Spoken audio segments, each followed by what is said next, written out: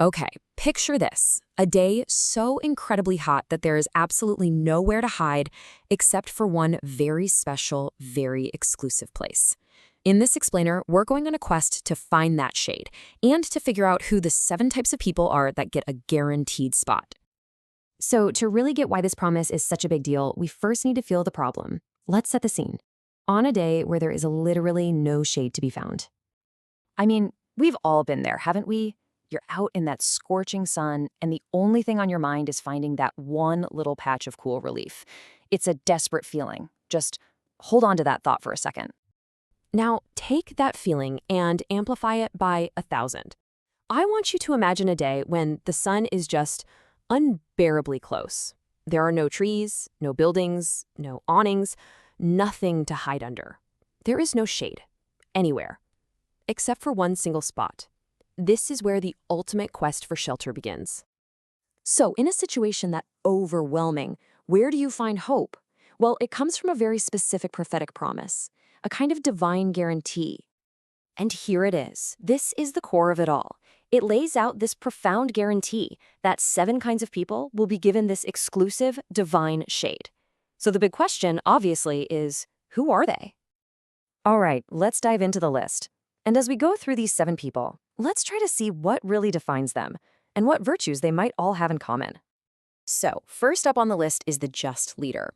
Now, before you start thinking this only applies to kings or presidents, let's widen that definition a lot. And just look at how broad the scope of al-Imam al-Adil actually is. It's not just a head of state. It's anyone with responsibility over others, a parent, a manager at work, even the captain of a sports team. And it kind of makes sense why they're first on the list, right? Their justice, their fairness, it creates safety and stability for everyone under their care. Next up, we've got a category that's all about a specific time in life, a time that's overflowing with energy, but also full of distractions. You know, think about it. When you're young, you have all this energy, all this potential. But it's also when you're bombarded with distractions, social media, friends, just the pressures of the world. So to consciously choose a path of devotion during that time, to channel all that vibrant energy into worship, well, that's seen as a huge testament to someone's sincerity. You're proving your faith when it's arguably being tested the most. Okay, our third person isn't defined by something they do just once in a while. They're defined by a place their heart just keeps coming back to. This really gets at a key difference, doesn't it? This isn't just about showing up. It's about attachment. It's for the person whose heart feels like it belongs there, who finds real, genuine peace and a sense of community in that space. It's way more than a duty. It's their sanctuary. So we've gone from our relationship with a place, and now we move to our relationships with people. This fourth category is all about the real nature of our friendships. And wow, what an important distinction to make. I mean, so many relationships in life are transactional, right? They're based on what we can get out of them.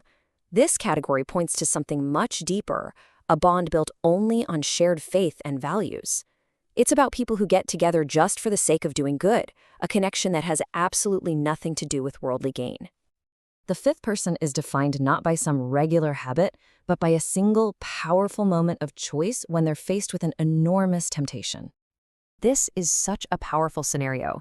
The teaching describes being tempted by someone who has both beauty and high social standing, which makes that temptation incredibly hard to resist.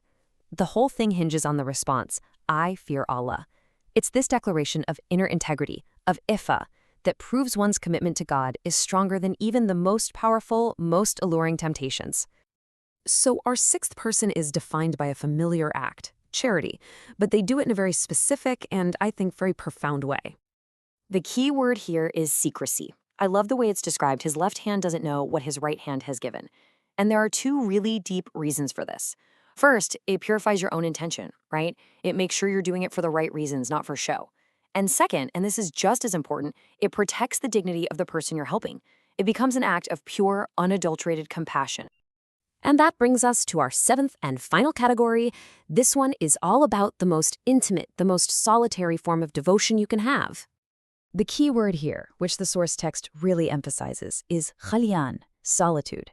This isn't about crying in public so people think, wow, look how pious they are. No, this is about being completely, totally alone, with no audience but God, and being so moved by love or awe or reverence that your eyes just fill with tears. It's the ultimate proof of a sincere, private connection. So there you have it, all 7. The just leader, the devout youth, the heart attached to the mosque, the friends for faith's sake, the one who resists temptation, the secret giver, and the private worshiper. Okay, now let's tie it all together. I mean, when you look at this list, it's pretty diverse, right? You've got everyone from a leader of a nation to a young person praying by themselves. So what's the one underlying principle that connects all of them? What's the one quality that earns them this incredible protection? It really all boils down to one thing: what you do when nobody is watching. The leader's justice when they could easily be corrupt. The youth's piety when they could be chasing distractions. The charity given in total secret. The tears that are shed in complete solitude. It's sincerity. That's the common thread. So, as we wrap this up, the final question isn't just about understanding these 7 categories, it's about seeing ourselves in them. It's a question that asks us to look at our own lives, our intentions, and our private actions, and ask ourselves, which of these paths resonates with you? Which one could be your own personal quest for shade?